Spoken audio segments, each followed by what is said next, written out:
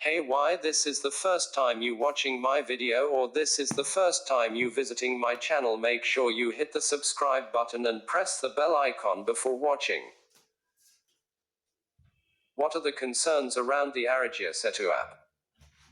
Why should there be more transparency on the inner workings of an app that seeks the personal details of millions? The story so far. On April 2, the AarogyaSetu app, for pan-India use and available in 11 languages, was launched as the main contact tracing technology endorsed by the central government. Developed by the National Informatics Center under the Ministry of Electronics and Information Technology, the app got its biggest push when Prime Minister Narendra Modi urged the nation to download it while announcing the extension of the national lockdown till May 3. Soon it became one of the most downloaded apps globally, and has crossed the 75 million mark. The app has now added on functionalities such as donating to the Prime Minister's Citizen Assistance and Relief in Emergency Situations Fund, or PM Cares Fund, and hosting e-passes for essential services providers. How does the app work? It is designed to keep track of other AarogyaSetu users that a person came in contact with and alert him or her if any of the contacts tests positive for COVID-19. It achieves this using the phone's Bluetooth and GPS capabilities.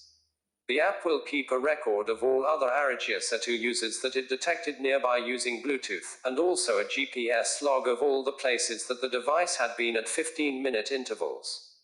These records are stored on the phone till the time any user tests positive or declares symptoms of COVID-19 in a self-assessment survey in the app. In such cases, the records are uploaded to the servers. According to the privacy policy of the app, it gives users a color coding of green and yellow based on the self-assessment. The data of users who fall in the yellow category are uploaded to the server, while that of those in the green category, purportedly the lower risk group, is retained in the app. While registering, the app collects a set of personal information such as name, sex, age, phone number, current location, and travel history that is uploaded to government servers, which then generates a unique digital identity for that user. When the Bluetooths of two AarogyaSetu users sniff each other out, this unique digital identity is exchanged along with the time and location of the meeting.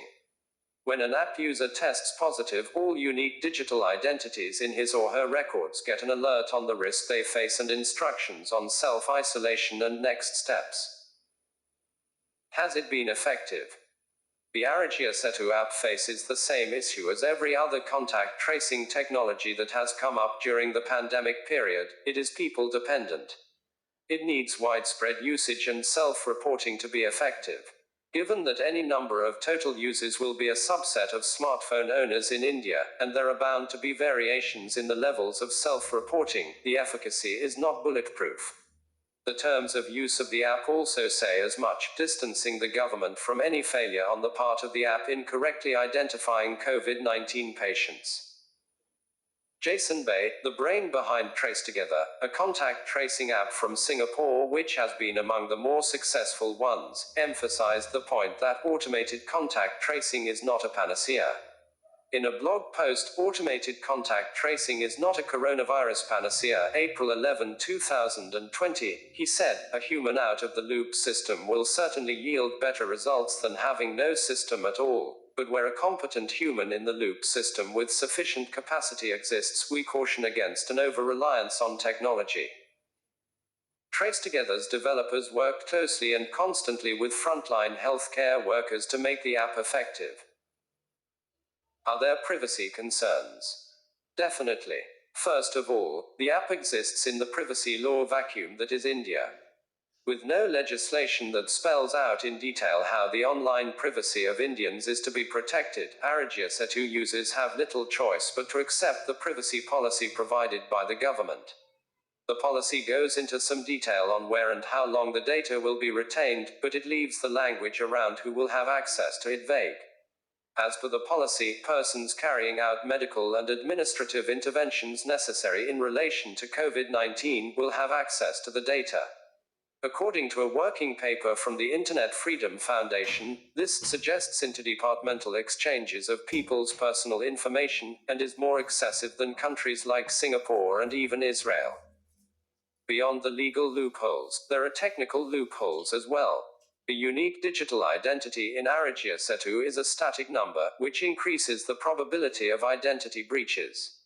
A better approach would be constantly changing digital identification keys like what Google and Apple deploy in the joint contact tracing technology. The abundance of data collected is also potentially problematic. AarogyaSetu uses both Bluetooth as well as GPS reference points, which could be seen as an overkill. Other apps such as TraceTogether make do with Bluetooth. Another issue that forums such as the Internet Freedom Foundation and the Software Freedom Law Center have raised is that the AarogyaSetu app is something of a black box. There is no documentation publicly available on the app. The advocacy groups argue that there should be more transparency on the inner workings of an app that is being promoted by the government and which is asking for the personal details of millions of citizens. How is the Apple-Google project different? The two technology giants that had till date balked at the idea of offering integrations with each other's operating systems are now doing so, thanks to a global crisis. Android and iOS phones will be able to talk to each other via Bluetooth. While they are currently offering it built into government healthcare apps, this facility may soon be baked into operating systems. This may mean that different healthcare apps will also be able to speak to one another using this channel, ensuring wider reach. While Google and Apple have emphasized that consent would be required for this feature to track you, privacy concerns prevail here too.